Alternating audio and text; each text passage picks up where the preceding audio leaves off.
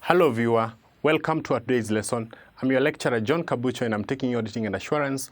We are still continuing with the topic Final Review, also referred to as Overall Review, and I'm in one lesson referred to as Contingencies and Commitments. Welcome. In this lesson, we are going to analyze on these matters. One, the topic is, or the subtopic or the reason is Contingencies and Commitments. Commitments. We'll do the definition of this. So, as normal, we're going to start with a simple definition of that, and maybe we're going to handle it in a way that you're going to understand. Then we are going to look on what we refer to as examples of contingencies. From there, we're going to look on the accounting treatment of contingencies. And perhaps we'll also look on the management responsibilities. But because we are doing a topic by the name review, so here we are doing contingencies and commitments review. Therefore, it is good we discuss the audit procedures. And lastly, we can work out on issues relating to auditor's report. Auditor's report and conclusion. Reports and conclusions. So when you're writing a report, what are the issues that you're going to consider as far as contingencies and commitments are concerned? For a new learner, or maybe for the first time, maybe person in this class, whenever we talk about the term contingencies, we say contingencies refers to uncertainties.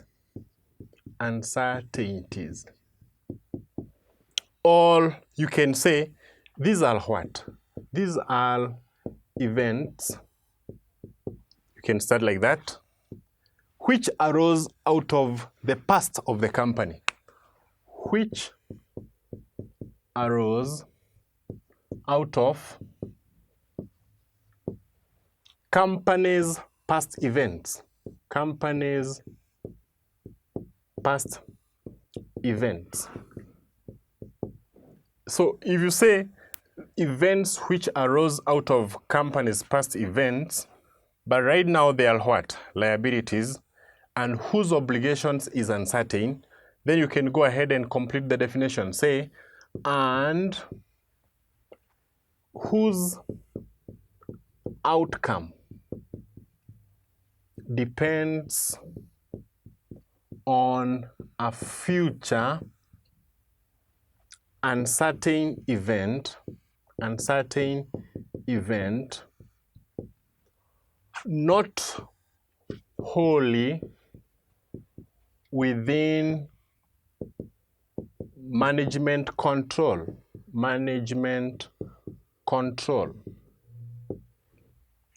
So perhaps the reason why I'm calling them events, maybe you have heard people referring to them as liabilities, is because contingencies can be assets and contingencies can also be liabilities.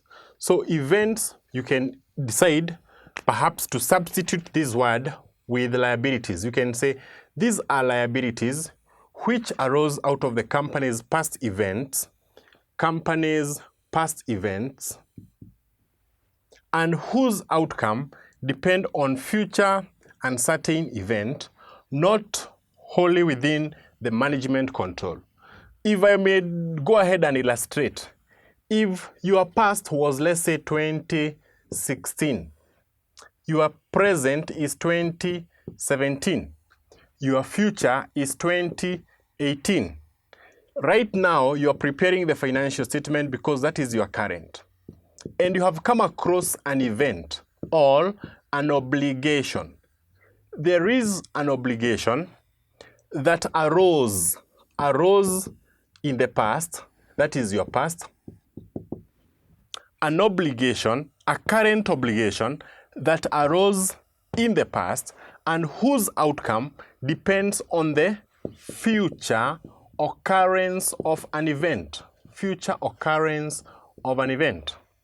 A good example will be, assuming in 2016 you entered into a contract. Today you have breached the terms in the contract.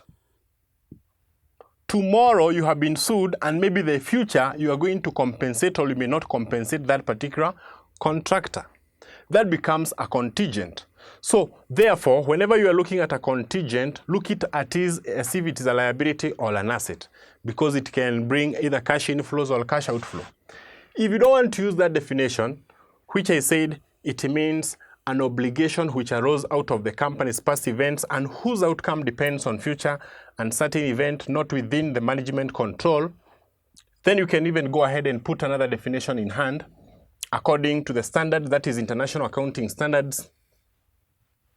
And you can say it is, and these are definition number 2. This is definition number 1. It is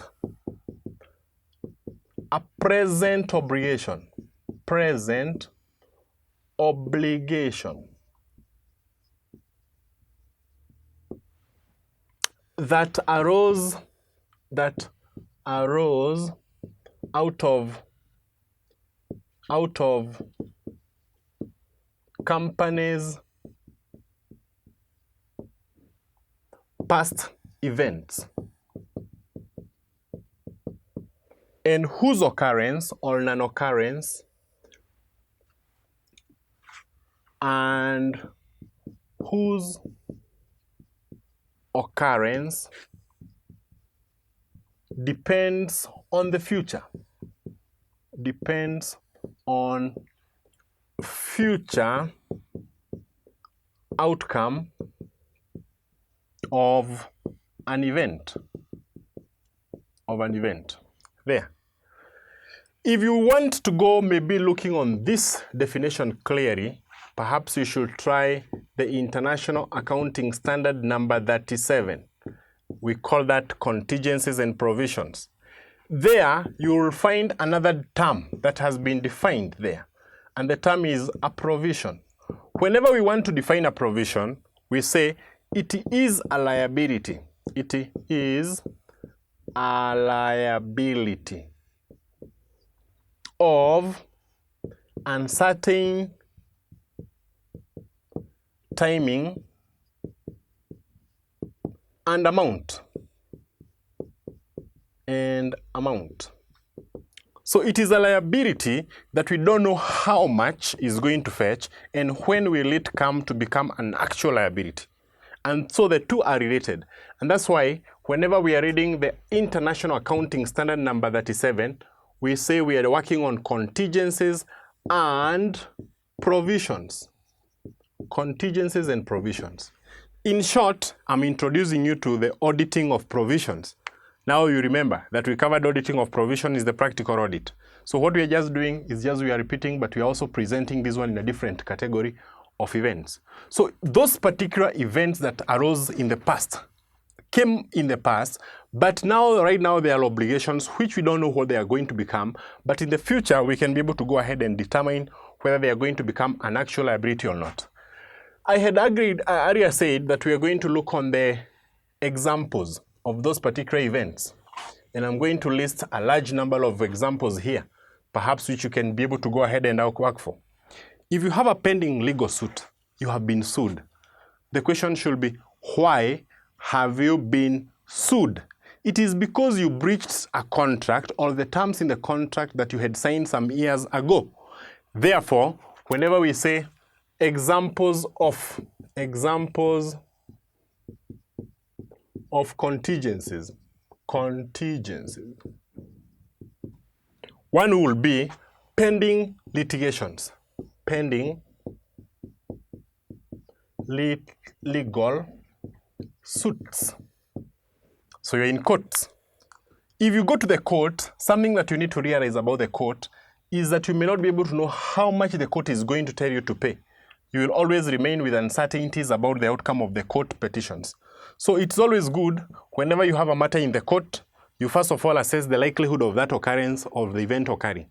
And that is going to help you to know whether you're dealing with maybe a high degree of contingency or maybe a low degree of contingency.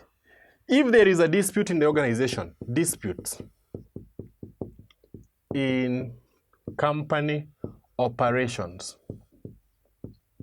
Company operations. I can give you a number of major disputes.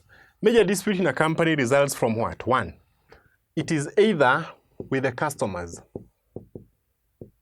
or it is either with what? The suppliers. Disputes with suppliers. Or there are also form of disputes that are with trade unions. And we have also other disputes with employees. These disputes here, the reason why we are referring them as contingencies is because they arose because of what you did to your employee, or what you did to a supplier, or what you did maybe to the customer. And right now, it is a dispute that you don't know how much is going to fetch maybe in the future, or how much you're going to lose in the future. Apart from this dispute, and remember, each of these disputes here is an item of its own. We can talk about disputes to customers, disputes with suppliers. This should be point number 2, point number 3, point number 4, point number 5. And I can put another problem here. We call that discounted bills of exchange. Discounted bills of exchange. Have you ever heard of a bill of exchange and how it works? Usually, what happens after you sell the goods, you receive a bill that is going to mature after maybe 90 days. But if you take this bill to the bank and discount it, you're going to get the money. If you get the money today and the bill will mature after 90 days, then there is a possibility that that bill in the future may not be honored and therefore become dishonored, which means for you it becomes now an actual liability. So if there is a bill that you have discounted, but you have received the money and the bill has not yet matured, then automatically you should account that one as a what? A contingent liability. Other contingent liability are what we refer to as share options to employees, or we can refer to them as employees' share options. Number 7, employees' share options. You have ever heard of that these employees have been told by the company that if they continue working, they are going to be given shares in the future. If you don't give them, they may go ahead and sue. It is maybe after the outcome of a particular future event. Have you ever heard of number 8, futures, or future contracts, or what we refer to as forward contracts? Forward contracts. If you sign a contract and maybe whose obligation is on the future, then we don't know the outcome of that particular case, and therefore it may result maybe into a major problem. If there is also number 9 here, issues with insurance companies. Issues with insurance companies is whereby they are supposed to compensate you for a particular maybe claim with insurance company, or you can just go ahead and say insurance claims. If a claim has not been paid, but it is pending to be paid after maybe a particular investigation, then that will also amount to a what? A contingent liability. So all these are contingent liability. The events came from the past events, and right now they are obligations. In the future, we don't know how much they are going to call for. And that's how we refer to those as maybe examples of contingencies or contingent liabilities: pending legal suits, disputes with customers, disputes with suppliers, disputes with trade unions, disputes with employees, discounted bills of exchange, employee share options. We have future contracts and forward contracts, issues with insurance claims or insurance companies. Those are good examples. I hope now you should be able to have a good understanding of that particular case or item referred to as a contingent liability. Having moved from there, we had said it is good we look on the accounting treatment. Most of the question, especially the CASNEB question, I've seen the examiner requesting you to discuss the accounting treatment for contingents. If there is a contingent liability, the International Accounting Standard, number 37, provides the following provision. It says that as an accountant, you should check whether that particular event ability or probability of occurrence is high, low, or remote. According to the IAS number 37, the accountant should categorize those contingencies into 3 categories depending on their likelihood of occurrence. IAS 37 classify those items as contingent either as 1, probable, or possible, or remote. The IAS 37 states that if a contingent liability is probable, and they put that one in simple words to mean highly likely to occur. If you can look on the event and you find that you're likely to lose in that particular event, then the rules are you create a provision based on that item, and then you disclose in the financial statement. We say full disclosure should be made. Full disclosure. Create a provision and disclose in the financial statements if an item has a high chance of occurrence. If it is possible, what we refer to as likely. Remember, this one is highly likely, not likely. The event is not likely to fetch any money or maybe any loss to the company. We call that not likely. If it is likely, they require that no provision should be made. No provision should be made in the financial statement. However, a full disclosure or adequate disclosure should be made. Adequate disclosure. The disclosure here should be made by way of notes. By way of footnotes. If you know what footnotes are, so you have to disclose by way of footnotes. Then, if you find that the contingent liability has no chance of making maybe a cash outflow out of your company, there are no likelihood of that particular event occurring, then they require that to be ignored. By ignore means, it means 1, there should be no provision on that particular item. No provision should be created. And 2, no disclosure is necessary because the matter is not material. So I repeat, whenever you are accounting for contingent liabilities, rule number 1 is you have to check whether they are probable, possible, and remote. If they are probable, create a provision and disclose. If they are possible, no provision, but make sure you disclose by way of notes. And if they are remote, ignore, do not disclose, do not even provide. Now, having covered the accounting treatment according to International Accounting Standard number 37, the next thing we should be looking at here is management responsibilities. What is the work of the management as far as contingent liabilities and contingent assets are concerned? If you know that the management is supposed to prepare the financial statement, then you should know that they're supposed to assess the contingent liabilities and make judgments relating to that. Number 1, management responsibilities. Management responsibilities on contingent liability.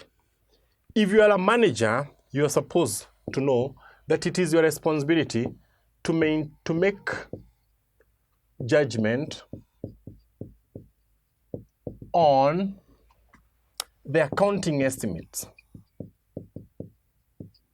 Accounting estimates that are supposed to be disclosed in the financial statement. So it is the management who makes the judgment on the accounting estimates. It is to the management responsibility to go ahead and make reasonable assumptions relating to those particular future events. To make reasonable assumptions on contingencies. On contingencies. And it is the work of the management, number 3, to determine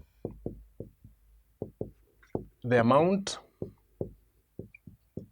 of contingencies or provision to be disclosed, of provisions to be disclosed arising from those particular contingencies. So it is their responsibility to prepare financial statement, but more so to make accounting or to make judgment on the accounting estimates to be made, because most of the contingencies are accounting estimates, to make reasonable assurance on the contingencies, to determine the amount of the provisions that should be disclosed in the financial statement with relation to those particular contingencies.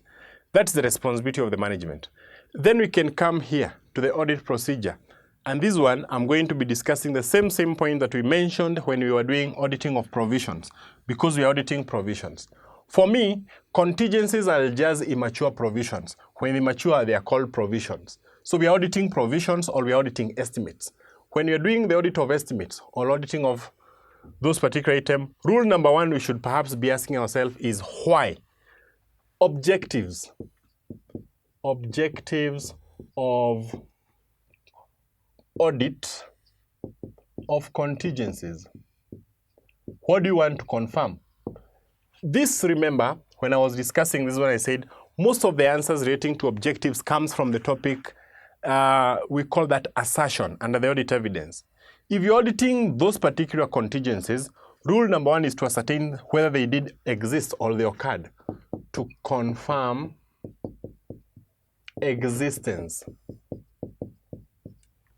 of contingencies, whether they do exist. Once you confirm that they exist, it's also good to confirm whether they have been disclosed fully in the financial statement. To confirm whether adequate disclosure has been made. Adequate disclosure has been made in relation to contingent liabilities. Has been made. Once you confirm they have been made, it's also good to confirm whether they have been disclosed in the correct accounting period. Whether they have been disclosed in the proper accounting or in the proper accounting period. Proper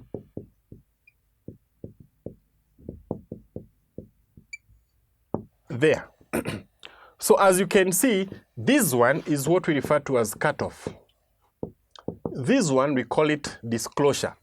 This one we call it existence. Existence, disclosure, cutoff, and completeness are assertions within auditing assertions, or what we refer to as audit evidence. That's where you get your objectives in relation to those particular items called audit objectives of contingencies. Once I get the objectives, I can now discuss the procedure. When I'm auditing contingencies, what is a procedure? I'm going to list those procedures here. But again, the procedures are just the same. Remember, when we were discussing going concern, subsequent events, when we were discussing auditing of assets, auditing of liabilities, we mentioned a number of procedures that have to be repeated whenever you're doing an audit procedure. For me, auditing procedure is like a pattern, something that you can repeat and maybe come up with the correct evidence. So this is what you do. If you're auditing contingencies and you want to develop audit procedures relating to that, audit procedures on contingencies, the first thing you do is to go to the management and confirm how they identify those particular events in the financial statement. We go to the management by either requesting them to provide that information, or we can just go ahead and identify the method used. Check the method used by management to identify possible contingent liabilities. Possible, or you can just say probable contingent liabilities. So how did they identify those contingent liabilities? When they were identifying them, they must have discussed them in the meeting, and that is the board of directors minutes. And therefore, it is good to read the board of directors minute to confirm that. Number two, read BOD, board of directors minutes, to confirm authorization of disclosure. Authorization of disclosure and amount. And amount. You want to know exactly how much money has been maybe maintained in the financial statement relating to those particular events. Then again, remember we talked about lawsuits, disputes with trade unions, and maybe such issues. So you have to go ahead and maybe inquire from the lawyers. So 3, inquire from legal counsel on the legal suits. On the legal suits and the outcome or possible outcome. You can ask a lawyer if there is a lawsuit in the company, how much maybe they are going to be paying in the future. And that is supposed to help you maybe in maintaining that one. Remember we said provisions, most of them are created by the management and they have what we call assumptions. Those assumptions are supposed to be made by the management, in most cases based on future events that are going to take place. The work of an auditor is to check the management assumptions used. Check management assumptions used and ensure reasonableness. Ensure that those assumptions are what? Reasonable. Because in pending legal suits, there is what we call communication between the auditor and third party. So it is good for an auditor to read those communications. We call them correspondences. So my number 5 here will say, read correspondences with third parties. Read correspondences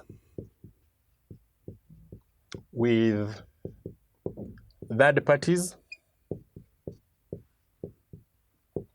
to confirm major disputes. To confirm disputes. If you cannot get any correspondence, then it is good you go and circularize the third party. Confirm directly with the third party to confirm maybe the nature of the disputes and maybe how much the customer or the claim is all about. So I'm going to add additional points here. That is my point number 5. Let me put here my point number 6. We say circularize.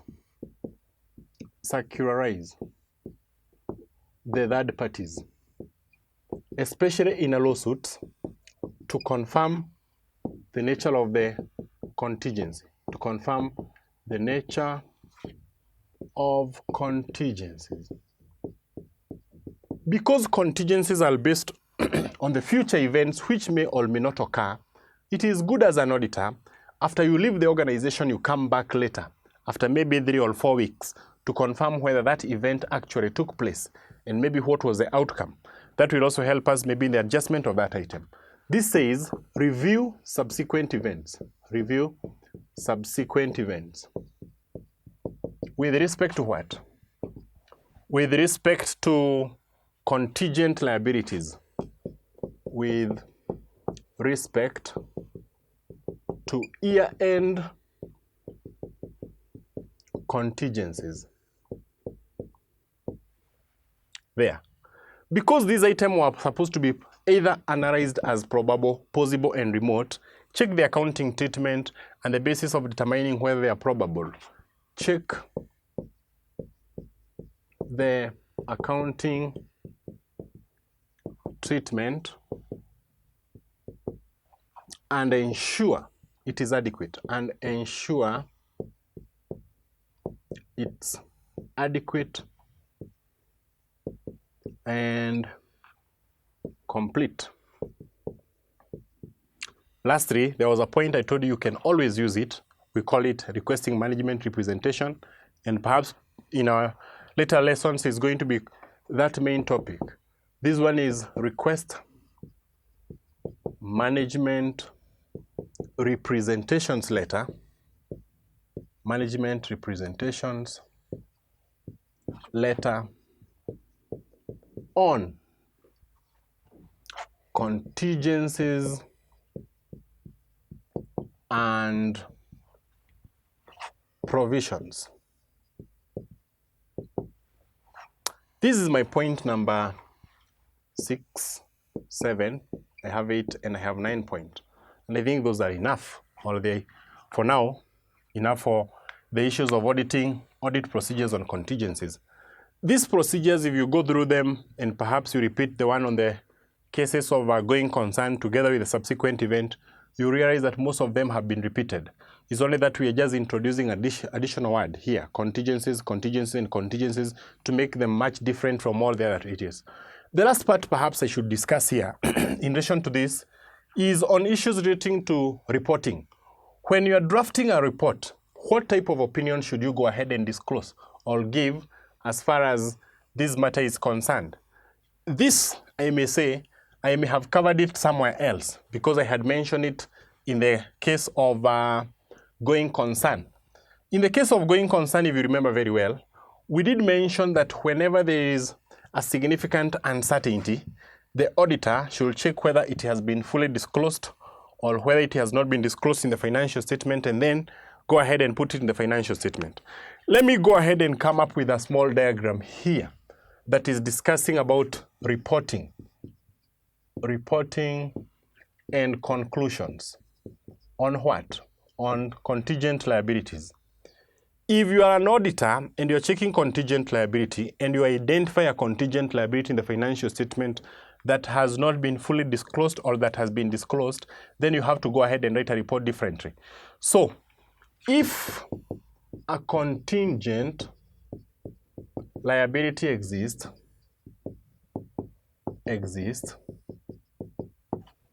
check disclosure and if, one, adequate disclosure has been provided, adequate disclosure has been made, then we are supposed to issue a type of an opinion known as an emphasis of matter. Made, express an emphasis of matter paragraph. An emphasis of matter paragraph. I said if these are giving you headache, do not mind, because after we cover the topic management representation, the last thing we should be discussing in this particular subject is what we refer to as auditor's report, and therefore it is coming. The issues of emphasis of matter is going to be discussed in full. Number two, if you are an auditor and you go to an organization and you find there is no adequate disclosure, no adequate disclosure with respect to contingencies and provisions, then express an adverse opinion. Adverse opinion. So those are the two issues that you're supposed to be knowing. For me, there are only two opinions. There is this adverse opinion, and then there is this emphasis of matter. Once you know when they are supposed to be provided, you are done with that particular reporting of contingencies and commitments. This is what is referred to as contingencies and commitments. I may not have mentioned the commitments in details, but those events, all of them are commitments, they're also contingencies, because they are defined in the same way. When the company commits itself on a particular event like a forward contract or a loan agreement, that becomes a commitment as well as a contingency. And that's why I didn't focus mostly on the commitments, but I concentrated with what we refer to as contingencies. So until we meet again, I wish to refer you to those particular revision kits, as well as maybe the study pack in our website. You're going to get more of this particular information as well as well-done answers, and you can be able maybe to know how to articulate your answers in the future. I wish you all the best and God bless you.